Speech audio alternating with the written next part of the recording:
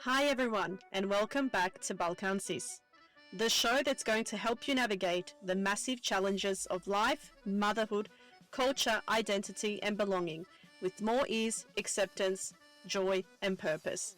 Thanks to each and every one of you that come back every time to listen, learn, heal and feel inspired.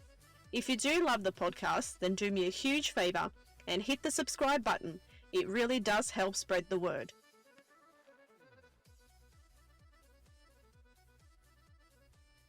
Hello, beautiful ladies and gentlemen. Welcome back to another episode of Balkan Sis.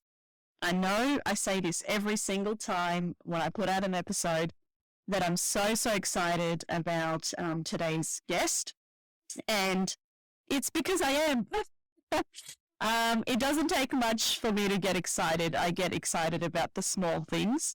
As you know, if you've been listening to all the other episodes. But I felt like today's conversation was really important to have, especially coming from the families that we come from and the culture that we come from. Relationships and boundaries and community and all of that is so important. And it's just about balancing the two. It's more about balancing the level of community that we have and togetherness, as well as our self-care and our well-being and our mental health all at the same time. So it can be quite tricky to manage those two, and our families and our culture and our people, they require a lot from us, a lot of output. And I thought, what better person to have on today except Luciana Franicevic. She's amazing. You will also get to know at the beginning of our recording how her and I met, how we actually know each other. So without giving too much away, I hope that you enjoy the next two parts. I have separated it into two parts because, you know, us being European, we can talk for hours on end. So it was quite a late recording for me on my behalf because of our time difference and her being in Europe. I would love for you to listen to both parts. Let me know what you think, like always. Let me know any takeaways. I did also get some questions in my question box on Instagram where I had a few people ask a few questions, which was really great. So she did a bit of a Q&A at the end of the part 2 recording that we did together. So, give us a review as well. Connect with us on Instagram, just at Ivana Štrbac Alfonso. It's a long one, but if you type in Balkan Sis in your search on Instagram, I will pop up. So definitely connect and say hello. I've had a lot of new listeners. I've also had a lot of new followers, so I want to welcome you and welcome to this little community that I'm building. And, you know, if you can't find a community that you can belong to wherever you are, create your own, I say. And that was the theme of today as well. So I hope you really enjoy it. And without further ado, I'm not going to ramble on and give too much away. I hope you enjoyed today's episode. As ever, thank you for being here and thank you for listening. I really appreciate it. And I'll catch you on the next episode, guys. So čuvajte se I veliki pozdrav od mene. Ciao. Okay. Oh my God, this is so exciting. And I say that every time, literally. I'm so excited. But today, anyway, welcome back everybody to Balkan Sis. I know I'm really slow with my episodes, but I like to do things slow and steady. And I want to do things with clear intention. And I've been trying to hunt down this awesome woman for such a long time. We finally made it open. I'm so like, I don't know if I'm going to sleep tonight. Like, I'm just like excited and funny. So today I've got the wonderful Luciana from Practical Psychology. And she's a fellow Croatian, beautiful lady. And I've known Luciana since I was a young kid, pretty much since we Australia. So how long has that been? I don't know, 20 years? Yeah. Yep. Most of my lives. Exactly. When I came to Australia, short story, I became very good friends with Luciana's sister, and then that's how the connection came about. And in the last few years, Luciana has moved back to Croatia from Australia. She's done a 360 and she's continuing her psychology practice via online. And since she popped up on my Instagram and my Facebook, I just thought, oh my God, awesome. Like, I need to have her on here. So, this is personal and I also love anything that's to do with learning and growth and mindset and all these things. So, yeah, welcome. Thank you for being here and, making time for me. Oh my God, thank you so much. Thank you for actually inviting me. I'm so excited. I'm like, I should have done a better introduction because you've been a psychologist for such a long time. So, I'm like, but that's it. It's kind of like people can read about that if they want, but like this is kind of the juicy part. It's like, you popped up for me as well. Like I said before, I'm just learning the ropes and you were there going, oh, this is really cool. I'm like, oh, really? Okay, cool. Thanks. I really appreciate it. I'm always on the lookout for like good guests, like people who have something to offer and people who have a message or a story to tell or they're in a line of work that aligns with, what I'm doing or what I'm seeking. So yeah, all about just growing and learning and unlearning and all those wonderful things. So and I thought it'd be good because most of the listeners are from all over the world and, a lot of them have migrated back to their countries where they were born and a lot of them haven't, a lot of them have stayed where they're migrated to. So our culture is so wide and vast and people are just everywhere. Literally, when I said to you before, when I see where people are listening in from, it's insane. I know, right? There's people in America, Australia, England, just all over Europe, everywhere. Listen, South America even, there's people there as well, which I just love. Yeah.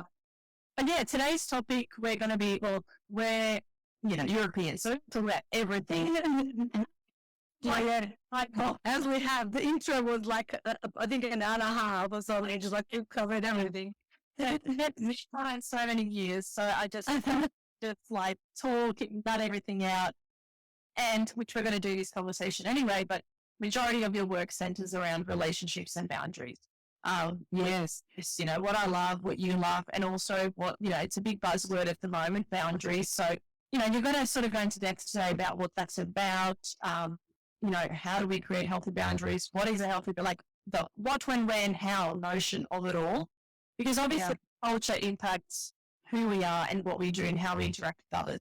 So, and boundaries. Hello, have you ever tried to set a boundary with your European parents? I mean, I feel like a lot of people are going to benefit from our chat today, and of course, like we'll both learn something new as well along the way. Yeah. Can you, without further ado, tell me a little bit about you, where you come from, where you were born, and tell us a little bit about your Balkan story. Okay.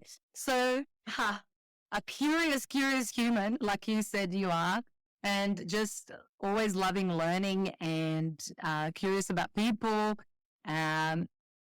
Someone who is kind of quite playful, very neurodivergent, as I discovered more recently.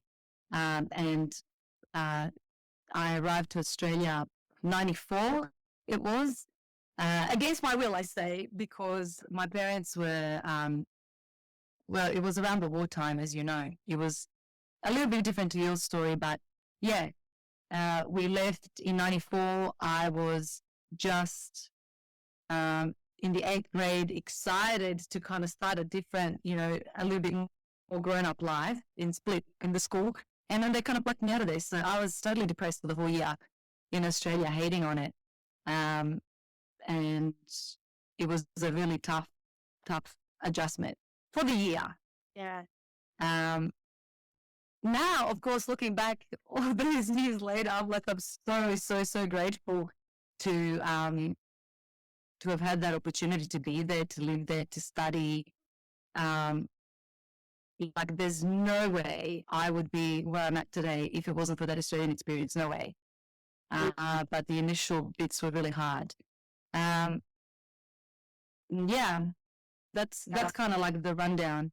Yeah. And you're born in Split in Croatia? I was. Yeah, I was. And then I did all my schooling here, and when the war situation hit, Mum always wanted to leave. Dad kind of didn't. They were in a bit of a pickle financially, and I guess in terms of stability.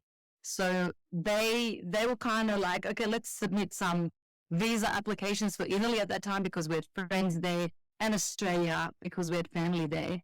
So I was kind of hoping like we get none of those and I just stay here. So I tried to negotiate with them. See, I was doing boundaries back then. I didn't know. I was like, oh, can I just stay here with my uncle because he's happy to school me and stuff? And my cousin, my closest cousin is there. And, I grew up with her. And they were like, no, we're not leaving you. So that sucked at a time. And then in October, when just after the school starts here, the new season of school starts in September. So a month later, we just got all the visa info and off to Australia we went. And it was like this big funeral here in the house. It was like, I'll never forget. It was really full on. Yeah. So we went straight to the Gold Coast and stayed there. Honestly, and I think for a young adult, like, because I was only 11 or 12 when I came here to Australia, and when you're a young adult, you're a little bit older, and 14 is a lot different. Actually, 2-3 years makes a big difference. It is really tricky. It is a really tricky age because I feel like if you're any younger than that, you don't really know. It's like you don't know what you don't know. Whereas I feel like at 14 you already know stuff, and when you're a young girl, it's like you already know more than your male counterparts at that age. And you have very, very dense feelings. A lot of it takes things, and even for us, we hated it. We liked where we were in Germany. We had just adapted. We were just making friends. Like we were just starting some sort of normal life. And then it was like being plucked out of there, brought here. And, it's like coming to the Wild Wild West, like, totally. Italy, like, is somewhat of a similar place, but then you come in. I was hoping for that. Yeah. You come here, yourself. Like, the high school I went to with your sister was around the corner from where you live. So, but no old buildings, no history, no nothing. It is quite a huge life-changing experience, and as much as you go look back on it now and be grateful for that experience, at the same time, it's a big culture shock. Huge. And you mentioned the old buildings, but like at first, one of the things that was really cool was, oh, look at these new buildings. It's so cool and clean and nice and all this. But then it was like, after I started working at 14 and a half, it didn't take long. I was only able to put enough money together to come back when I was 19. So that was my first trip back. Yeah. And then I went to Split and had this super emotional experience of like, oh my God, look at this place. This is old. It's beautiful. It's amazing. And that's one of those situations of like, you don't know what you've got until you don't have it or you lose it or something. And at that point I was like, whoa, so I had that little light bulb moment at 19. And even for your parents, it's like they did what they'd had to do to get by in that situation. Like economically, it was unstable everywhere. Even for people who hadn't seen the war, like they were experiencing it on a different level. They were experiencing it on an economical level, or depending on where they were living. So even if they weren't really part of it or in it, it's like the ripple effects of it were really large. So that's why there's such huge unity in Australia of people who had left at a similar time, to start life here. And then, so, obviously it was a big adjustment for you. Would you say as you were getting older, like going through high school and then obviously going back to Split, what did that sort of play into effect of what you chose to study? Like how did you choose what you wanted to do? Was it always like to go to university? Like was it that sort of path, that every Croatian parent wants for their kid, or was it more something that you felt? Well, I mean, I honestly couldn't say that it was so clear at a time because, I mean, I did know that I wanted to go to uni because I always just really liked learning, I guess. And so, but the path wasn't so clear. And I started off with journalism and drama.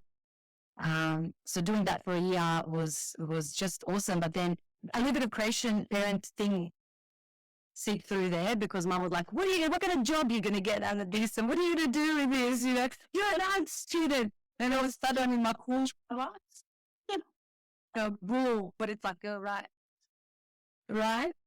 Yeah. So, so then after that, I had a few changes. I went ahead and did some HR and business and then realized that I just totally sucked at economics, and was really boring.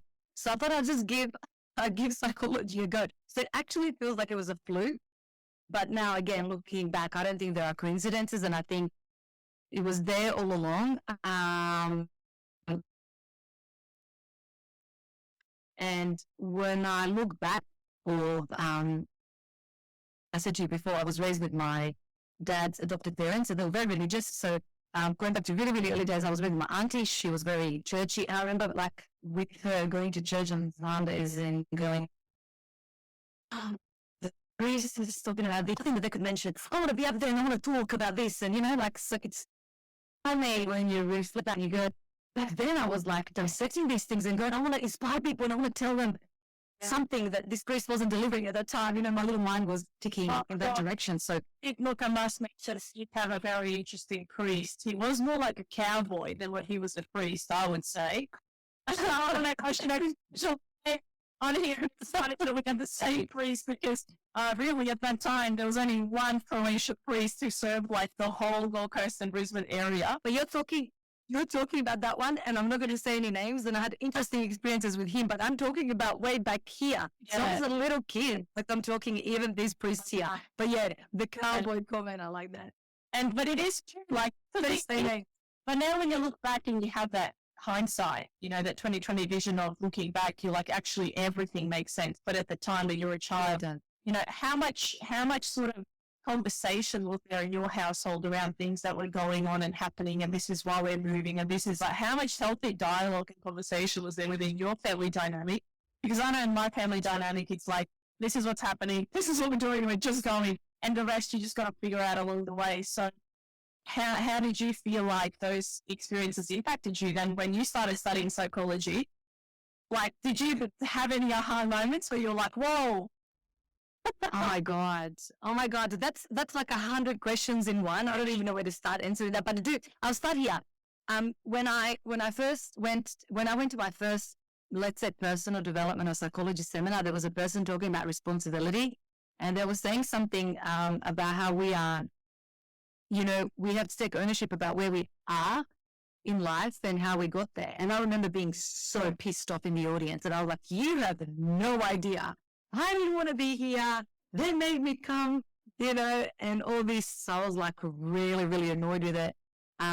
Little did I know that was going to be one of the cornerstones of what I do years and years later. So, that's just one little story. But I think in terms of conversations or communication in the family, you get it. Yeah. It's like your family. Girls, we're doing Italy visa, Australia visa, and whatever comes through, we're going. And that's it. Like I said, I try to negotiate with them, and like, I guess at a time it sounded more like begging. Yeah. I just want to stay with my uncle. He said he'll look after me. But it just didn't work. So there wasn't much conversation.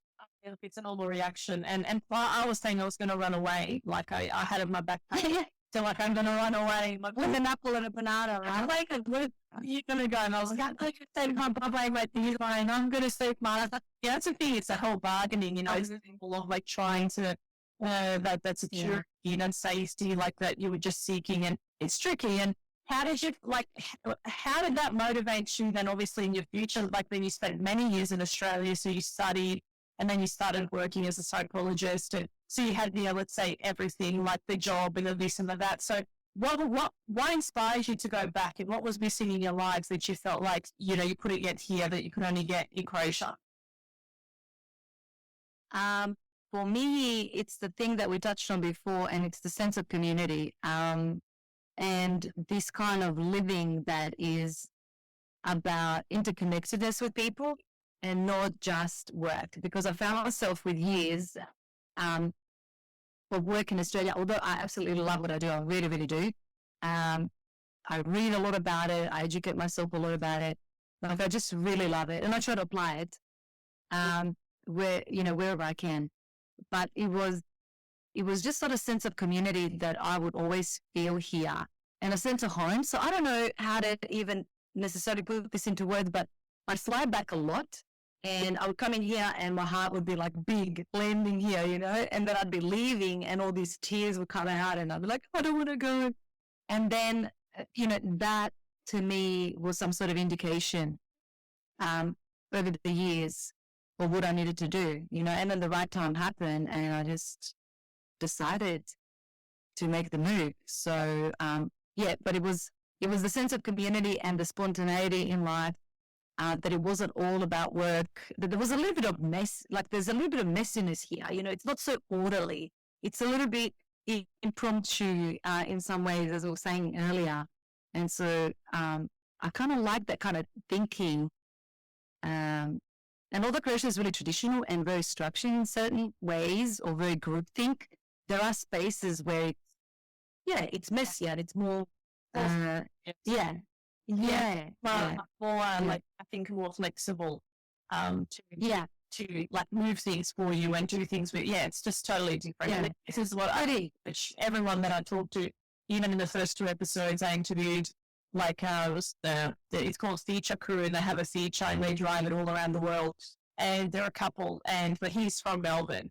He's from Australia, like he had as well migrating when he was young. So, that's one question I asked him, I remember in the first 2 episodes, and I was like, what is that inside Able that you can't get here? Like, do you know what I mean? Because he moved overseas and she was over there. So it was in a way like, why didn't you guys consider coming here?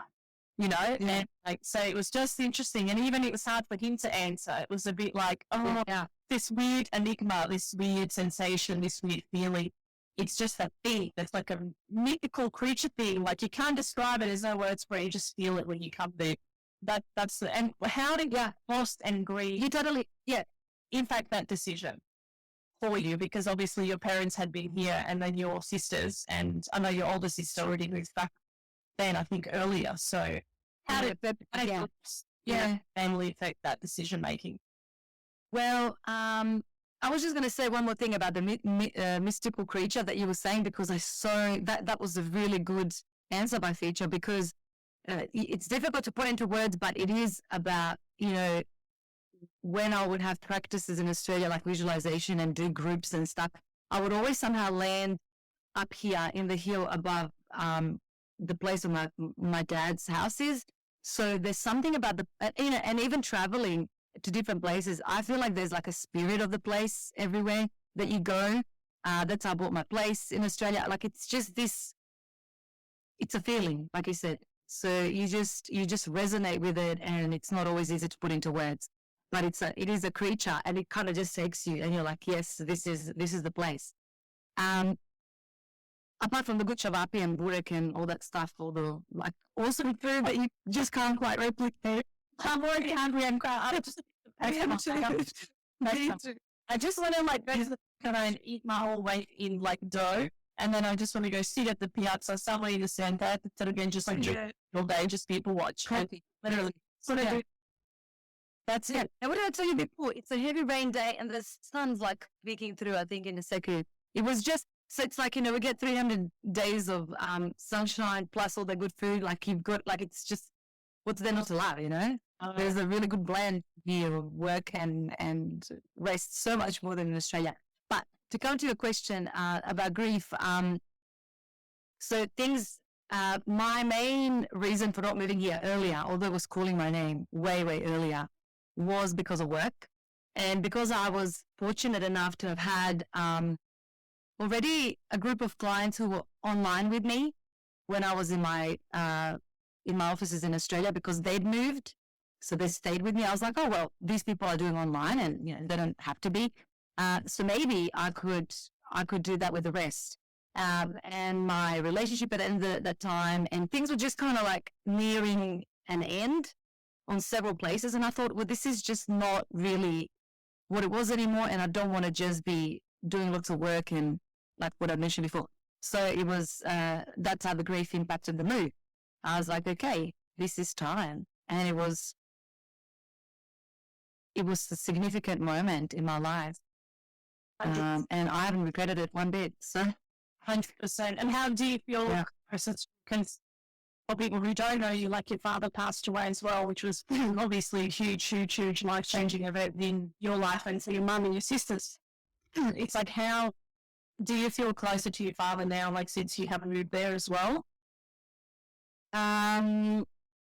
Initially when Dad passed, he was attached to everything in Australia, because we'd spent so much time there. And I often said one of the things that I thank Australia for is, ironically, that's where I met my dad, because I was 14, but Dad worked a lot. And so I didn't see a whole lot of him here. But Dad really wanted to be back here. That was his thing. And so, and he's buried like really close by. So yeah, there's something about this place or how much he respected and loved it that does make me feel closer to him. And I can kind of pop by and I do, where he's at, and he's got a beautiful view up there. He's back in a different way than he expected, but that's what life, life happens that way sometimes. But yeah, it's interesting. So I do thank Australia for parts of that experience with my dad, but then I'm also grateful for to be here. And it does actually make me. Yeah, it did. It actually did. Yeah. To get up, sorry, and you get to go back to your roots, like you get to be with your family, and like what you said, your 90-something-year-old auntie who you got to pull stories from, and that's that connection we all crave is those stories, is those like, I'm here with my parents, and I just think, well, one day when they go, which you hate the thought of that, but it's going to happen. It's inevitable. It's like when they go, that's it. It's just us, and then once we go, like, that's it. Like it's all gone, but whereas if you're in that place where you were born, or at least in the same continent, you have access. Yeah. You have access to the great aunts, to the, fourth cousin. You have access to this random uncle or this random cousin. It's actually something that you can't put a price on. So how do you feel like, what is the biggest differences for you now? Like Australia, Croatia, you say obviously the mindset, the mentality, but, we touched on it before, the whole taking the month off in June, like not working, how like starting your day later, like just the difference in work ethic and all of that. How did you find that for you, that shit? Like when you got there, were you just like, yep, that's it, I'm in? Like just slotting just very easily? Or was it a bit clunky? Was it a bit tricky? Yeah, it's all those things that you said. And I think,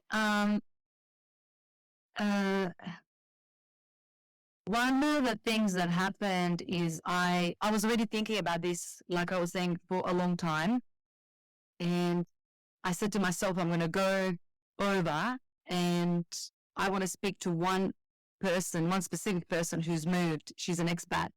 And I'm going to just ask her this job situation, because that's one thing that's been holding me back. So I need a little bit of encouragement, and then I make a decision.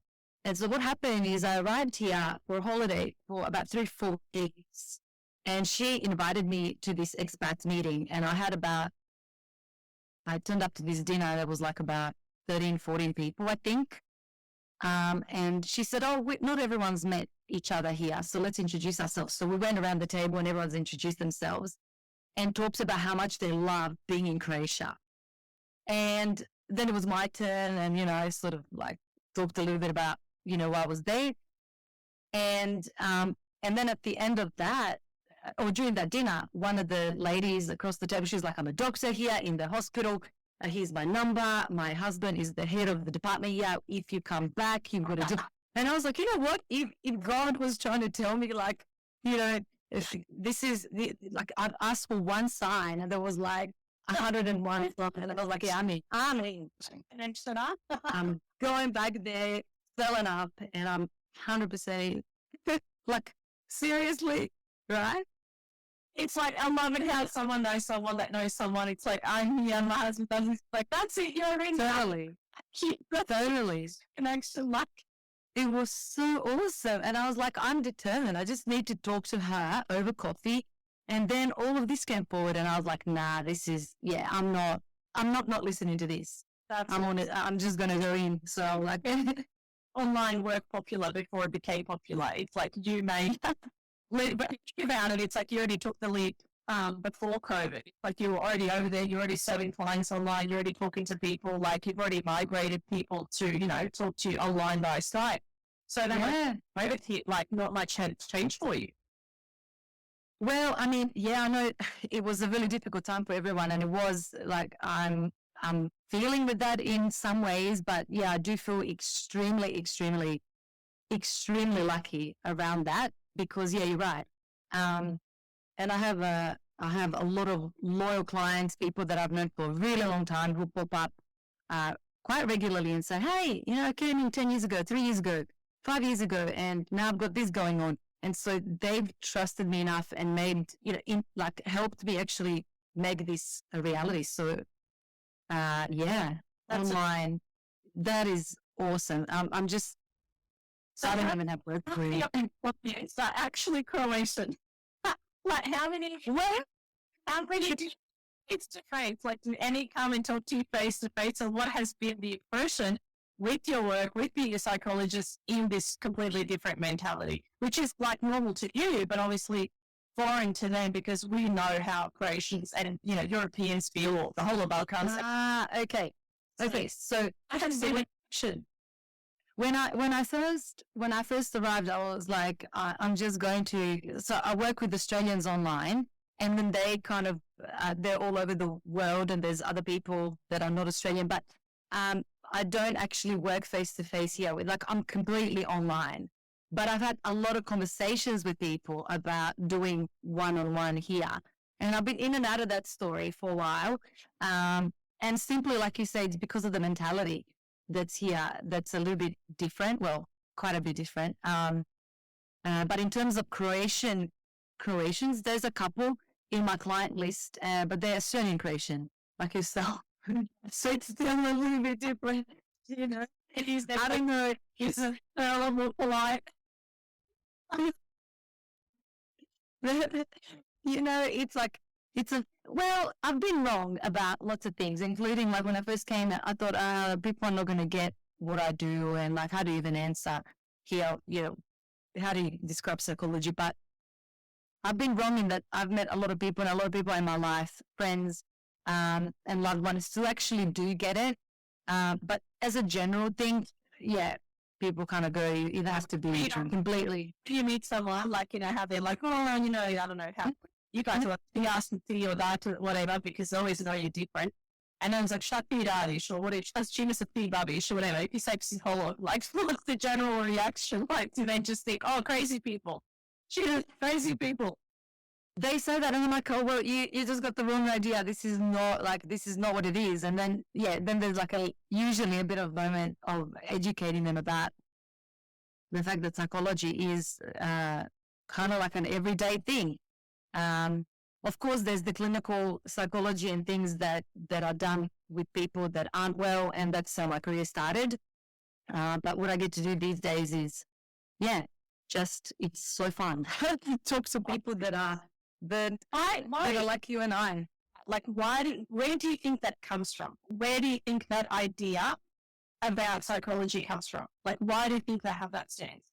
Are you talking about Croatia, or are you talking about the world? In Croatia.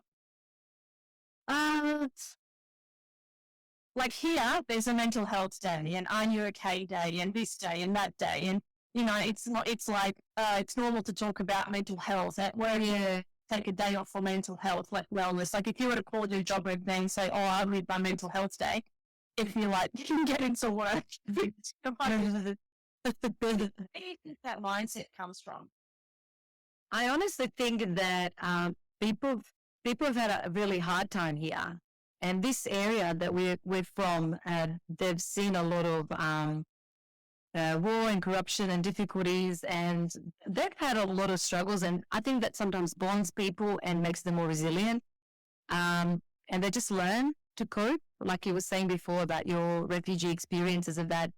And so, of course, there are things that impact you underneath all of that, as you know, and that they can come out years later, the trauma that you've gone through and the difficulties and all the rest of it. But in the, on the, let's say at least the surface level, or, you know, depending on resilience of people, sometimes people are more resilient than others. They just kind of learn to about resilient, like even just that episode, like honestly, really self, because it's like why some people are, why some people are not, and and they've seen a lot, like you said, so it just becomes normal, right? To a degree, and that's sort of the sad part about it, because you don't want traumatic and awful things to become normal. So that's that other side of things. But as I was saying, like with the resilience of it, people just sort of get on with it in some kind of way. And maybe relying on each other and having that social support is a real buffer. But also the thing that you touched on earlier, which is education. And I don't think that here we've got quite enough education. And out there about mental health. It's like all the billboards yet making it normal, or, you know, celebrities talking about their postnatal depression and so on. And in Australia, and psychology is quite new overall as a field. So Australia's caught on with that in the last few decades, but that's not kind of where Croatia's at. So I think that plays a big part in it, because the more normalized it becomes. Yeah.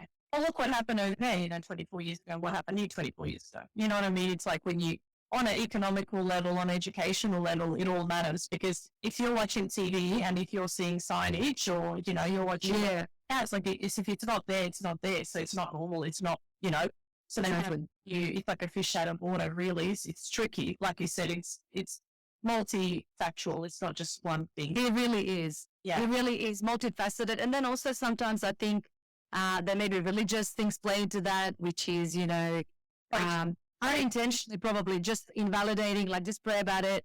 But, you know, and that's great. But it's like there's this other part to where that isn't acknowledged. Like Melissa, well, we'll pray your worries away, which, look, it all has its significance. It really does. Yes.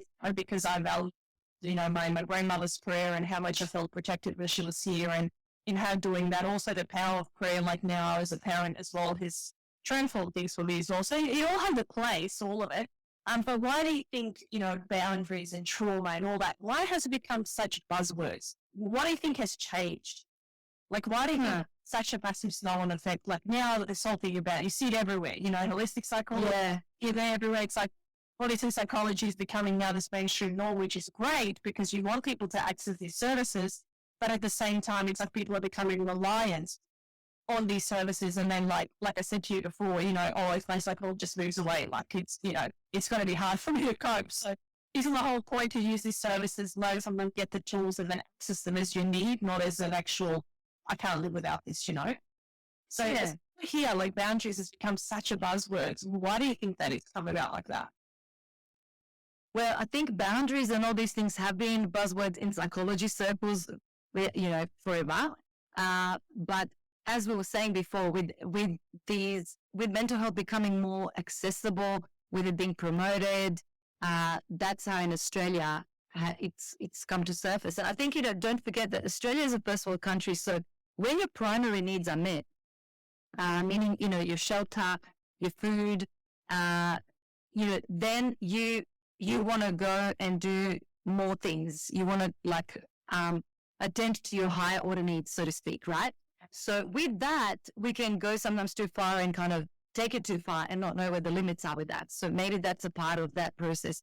Whereas let's say in Croatia, you know, when I first arrived and started to talk about some movements that were going on in Australia, people were like, we don't know nothing about that because like we don't have heating. Or, you know, or there are people here in social services that don't know how to, like they've got this many kids and they can't feed them. And there's a lot of actions that people take on TV and radio here. And they'll say like, this family needs this, and on Facebook and stuff, this family needs this, they need clothes, they need that. And people here are quite active with that in my experience. So I think it's the first things first kind of scenario. I really do think that. 100%. Yeah. Now, like, you know, boundaries. I mean, that's such a loaded topic. Like, honestly, oh my gosh, that is about it. Like days. It's when I'm like, boundaries are fucking. Like, it was just like actually annoying me just seeing it in everywhere. I'm like, hang on, what got triggered? Am I not setting healthy enough boundaries? So I started like worry process, you know, because coming from, you know, like obviously culture affects us so much into who we become and who we are and how we navigate the world. Where, you know, coming from our culture, it's like, you know, the good girl, the, you know, pleasing the parents, or like you said, paying bills at 40, going to social services, basically like, you know, not your average upbringing, I guess you could say, whatever. But it's like, how does one begin to, there's people out there who don't even know how to set a boundary. They don't even know what a boundary is. They don't even know, like, how to say no. Do you know what I mean? I mean, I was fucking 30 years old, just like my baby, and I was just learning how to say no. That's years. Totally. There's probably people out there 40, 50, 60 who are just learning to saying, no, sorry, I can't make it or whatever, because I was always explaining myself away. I never wanted to upset anybody, never wanted to disappoint anyone, because the whole culture was entrenched in keeping everybody happy. Yeah. If someone asks you to do something, you never say no. You'd always say yes. Like, and that's something my dad was always like, you always help, you always this, you always that, but there was no limits. There was no limit. It was always like taking away from who I was in my family. You know what I mean? There was no limits. Yeah. It's like, yes, it's great to do that and be that. So how does one begin to start that self-inquiry? How does one even begin to know that they have a boundary or no boundaries at all? Oh, well, you touched on it because you talked about the thing around people pleasing. And I think the social animals that we are, we want to be a part of the group. It's difficult to be not in a group and to stand alone. So people pleasing is normal. We all have it to a degree, right? I think when you start to notice repeat cycles of like feelings like resentment or or your body, like we were saying before, speaks to you and you're having a reaction, they are that's already like a step 10. So then you work your way down and go, okay, how can I not get to that level? How can I start inquiring a little bit earlier about why this happened and who crossed the boundary? Did I cross it? Did someone else cross it? How does my body know? What are some indicators that I have that are showing me that something isn't quite right? And who does that belong to? And then practice of how do I actually say it? Can I practice saying it? What words do I use? What do I do when the person doesn't take to it the way that I would like them to? So there's a whole heap of steps or to the process, I guess. But the first thing that I would say is, understanding that this is normal to all of us. It's a part of us being social animals. We don't get taught this anywhere. So it's like, where the hell are you supposed to learn it, right? Like we don't get taught at uni. We don't get taught at school. Most of us don't have parents who teach us that with their behavior. So you're kind of like on your own. So it's not surprising that at 30 you're going, oh, what the hell are boundaries? I just know that I'm pissed off with that person and I don't know why. Or with myself. I think a lot of the time you go backwards because you stepped into it and you're like, oh, it's already too far gone. How do I? So like life shows you, like it's not until you're like an infant and you're like, oh, actually I'm coming better. But it's like, it's things that happen later on in life to you where there's some sort of challenge, where there's some sort of issue, or maybe a friend or I don't know, something has evoked something within you that's making you feel uneasy or just not right, or you end up in a fight with someone and then you're like, or a break up or a bad relationship, and then you sort of start questions, how did I get here? Why did I let this person be like this? And then it's through learning, through life experience. But what, so how do you and modeling. Sorry, and I was going to say, and modeling as well, because like if you are fortunate enough to have anyone in your life who actually is quite who's boundaried, and even if you don't know the word, but you can see that they respect their space and they have I guess like an aura about them. If you inquire a little bit more and dissect it, you're probably going to get to the word boundary. And so this person's confident, they're authentic. I like something about them. What is it? And I assure you, come to the boundary part at some point. Some people just so well. Like she's so good at asking for what she wants, and she gets it. And to me, I was like, how the hell do you do that? Like, I can do that. Play a sport or like be in action. And I'm just watching her. And then having her as an experience in my life, like she was like, no, you gotta like ask for this, like do this, say that, say no. Like so many times I'd get invited and I would never be able to say no. I was everywhere. And I think from the ages of 20 to 30, you just think you're invincible. You just think you have endless amount of energy. And it's like, no, like it's a tank and it's only going to get you so far. But you're getting 3 jobs, I'm attending all the events, I'm studying, I'm going out, I'm whatever. But in the news, I realize you're actually burning out. And it's not until you hit rock bottom or you hit a wall that you're like, well, I can't live like this anymore, So that obviously start to look at your environment and everything. And for us, even my parents, boundaries. My dad was say to my mom, oh, I can smell cake or something, you know, that he liked, the shits, and be like, gosh, that's the peach, I should, like, whatever. That's it, she's doing it, you know what I mean? So all I ever saw was compliance. All I ever saw was, oh, yeah, I temporarily cracked the shits, but then I still go off and do it. So then that's what's being modeled in front of me. So then naturally I'm in relationships where, yeah, our little son says, Mum, are you a yes man or a no man? He's 4. He goes, Daddy? And he's like, God, he knows me. Then he goes, sweet mummy, you're a And I was like, wow. Even at 4 years of age, he's learning who's a yes man and who's a no man. And it's totally for him. So, but it's really not that strange. Like when you say Vito's full, but I mean, when you're a kid, you don't have the vocabulary for this, but you do notice, and we all do this. You go to one parent and you go, can I do this? They go, no. Okay, I'm going to go to the other parent. Can I do this? Yes. So there it is. You're testing it. So the concept is there, even if we don't have the words or the explanation behind it yet. Yeah. Yeah. So let's say one has come to the fruition of, holy shit, I've been too generous, I've been too this, I've been too that, life's knocked me around, having realizations, and I need to start, you know, asking myself some questions. So where does one begin with starting to better assert themselves and better sort of project their energy? How do we do that? Like, what would that look like? Okay.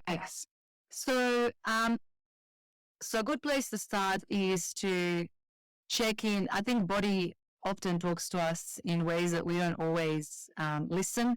I certainly had that happen. That's how one of my boundary journeys started. And I say, why not? Because sometimes life repeats cycles too till you get it. And also does it slowly enough. So it's like, yeah, here we go again. Oh, are you going to listen now? Are you going to listen now? Oh, here's another one. All right. So I think body's a really good start. And some of us feel things more deeply than others.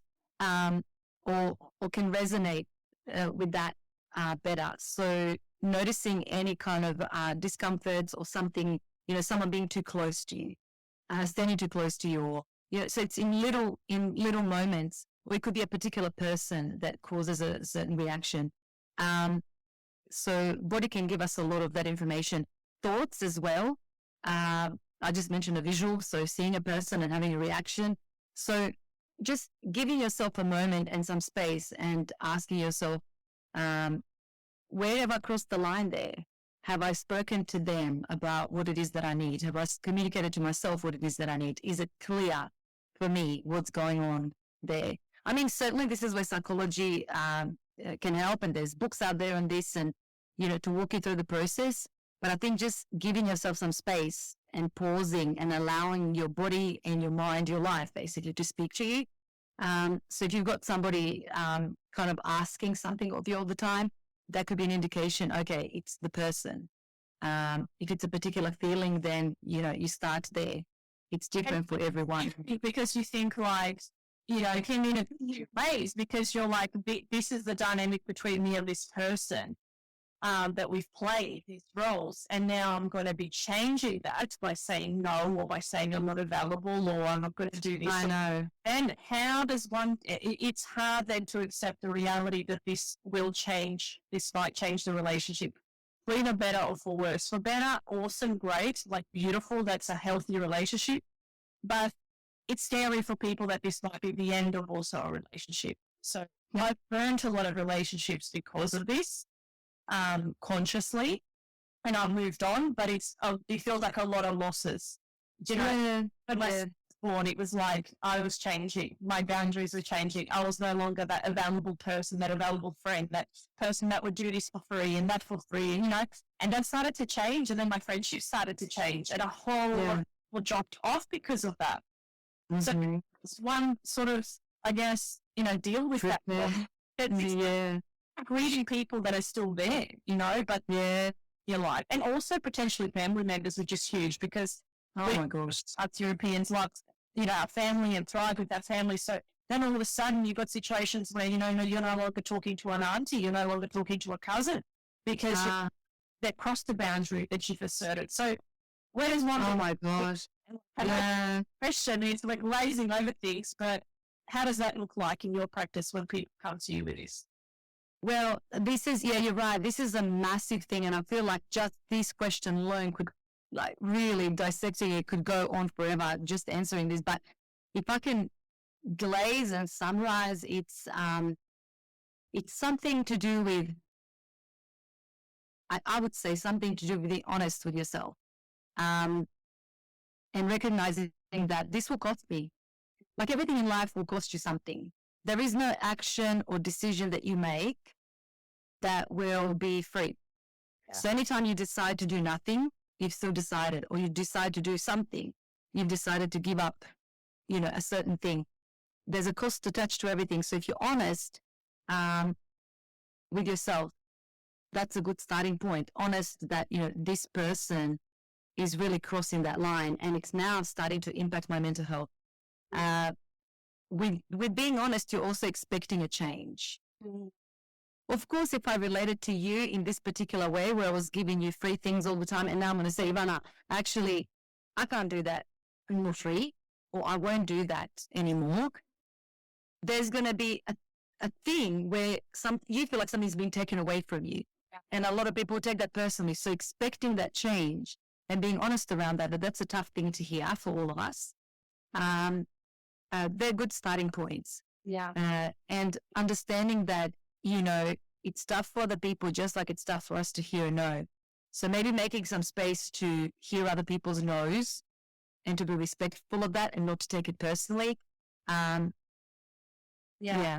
And there's some tips. I wanted to reach out to you so many times when my dog died, and I was having a hard time, and I'm like, dog people understand, right? Understand really, because loss doesn't matter what. Can be a house, a person, animals, whatever. But, exactly. When it all happened, I remember I was, it was someone very, very, can't stipulate this interest, it's real life. But it was like, I was reaching out to this person, from a vulnerable place, and then this person, that I've done a lot for, from my own doing, I acknowledge that, basically saying, oh, you're too sad for me at the moment, so you're going to be bringing down my energy, if I engage with you, if I come over, which, I actually was just like totally okay. I was still living, still doing life. It was just more like, hey, like, I love it, we could have a cup of tea, whatever, just because, like, I've done this for you, and it's like, hang on, like, part of being friends, a part of being family is also having duties. It's like when you start a job, you have duties in that job, like it's not, like you do it because you love that person, but at the same time, it's also like our relationships are filled with duties also. And I'm cool with that. I'm okay with that. Like, you know what I mean? Yeah. It's like, is fucking having a cup of coffee expecting too much? This person's basically going, like your energy feels too low for me, your frequency of this, you're going to be dragging me down because you're sad. Yeah. And it's actually just a disappointment because you've realized in that moment, you're not my person. And it's very hard, but that person's still around in your life. They're always going to be around because you can't change that. You're tired. So that's that hard part, moving on. That's a really, really, really hard part, because I get your point, and you're sort of like, I'm connected to you, and I want to talk to you, and I want you there for this, and like it makes sense. The other person saying, I have no capacity for it. So coming back to that honesty thing is like, sometimes we want people to be something for us that they can't be. Yeah. And so a part of that honesty and expecting that there will be a change and accepting that, that's how it is. Yeah. I often sort of say it's like you're not fighting with reality. Like that's where they're at. And, I've had to do this in some really close relationships and say, oh, I really want this from them, but they're able to just give me this. And I'm like, this is really bloody valuable. Can I, because this person is important in this case, can I take this and say, this is brilliant and I value it so much and I'm never going to get this other thing. So I'm going to value the thing that I have.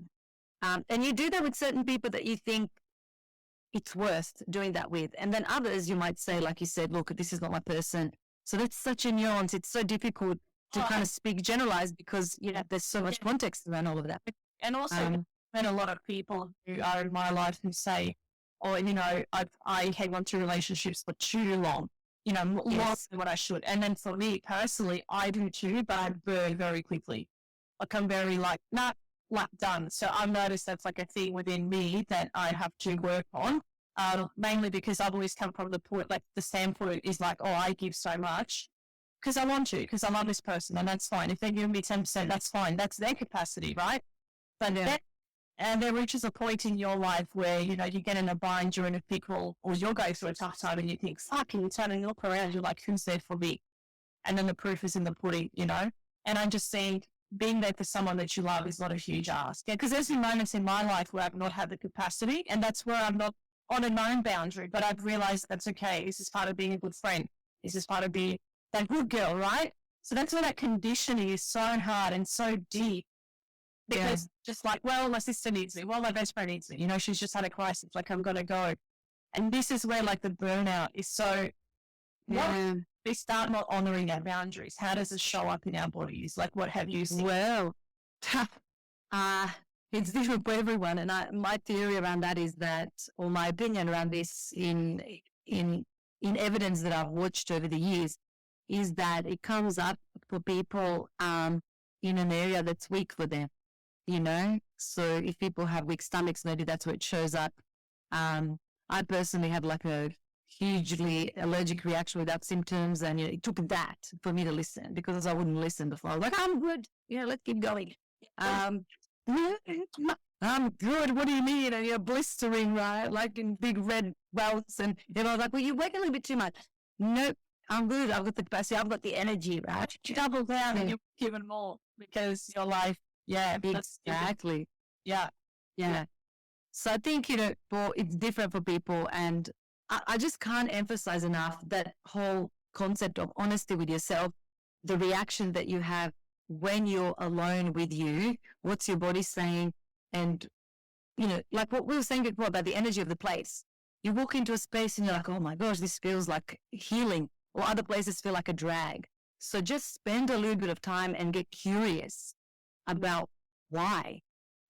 Maybe you can, or maybe even talking to a friend that you trust or somebody in the family, and just, venting this out, so you can, or journaling, so you can get clearer with your thoughts around what's actually going on for me, getting to the bottom of what's actually going on. That's what we're doing sessions, for instance, like get curious about the reaction the person's having, like, because burnout shows up differently for everyone.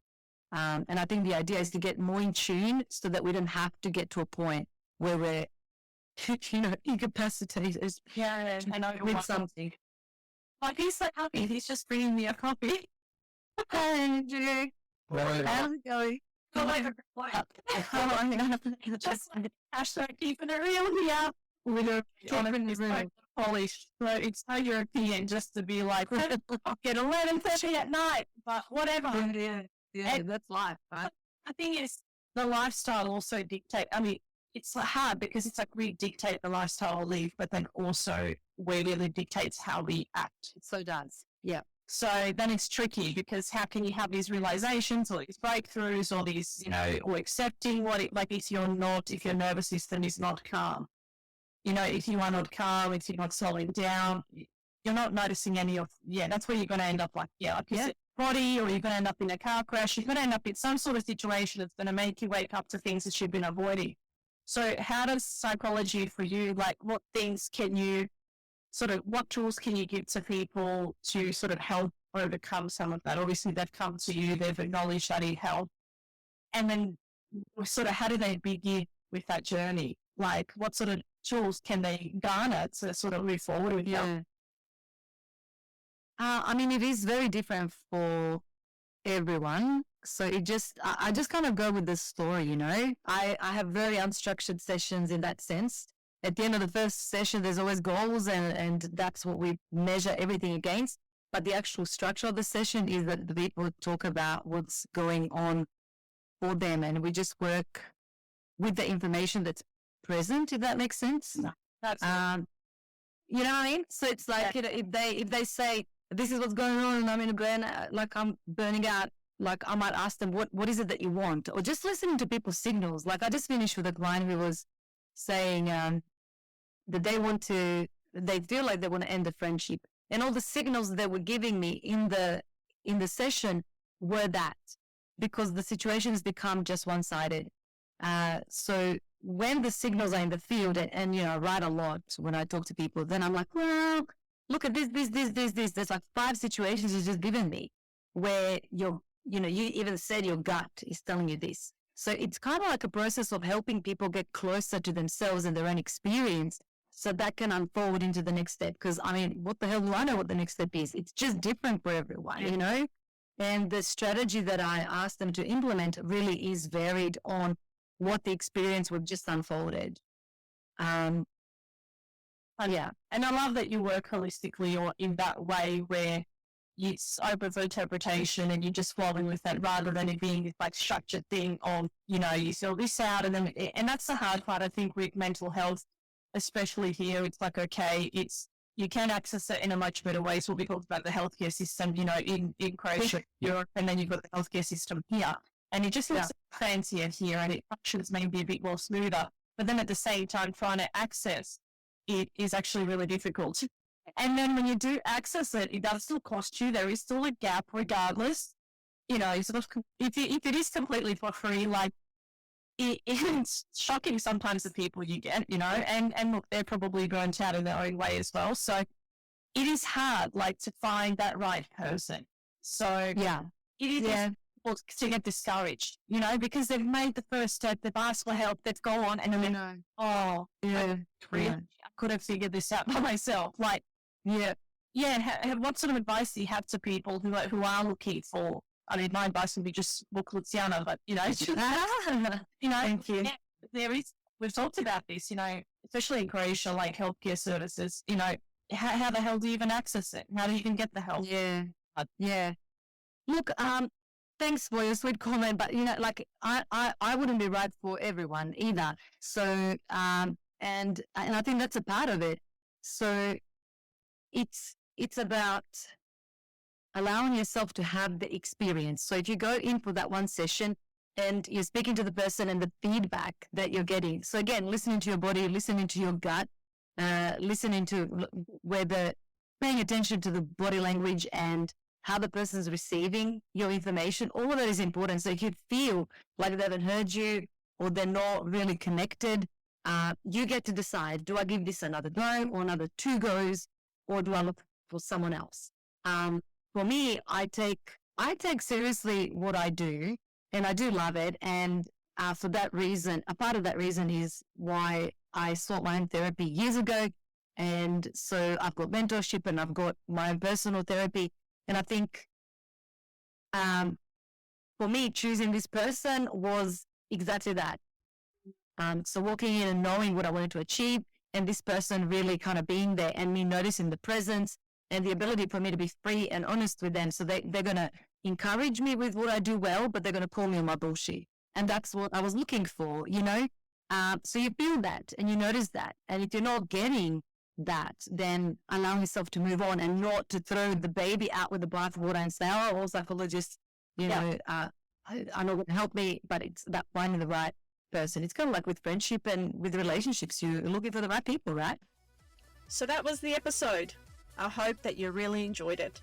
And as ever, if you did, please consider sharing it with your loved ones and leaving me a review on iTunes, Spotify, or wherever you get your podcasts from. It really does make a difference to the number of Balkan sisters that we can reach with the brilliant wisdom that my guests and I share. Thanks for being here. I doviđenja.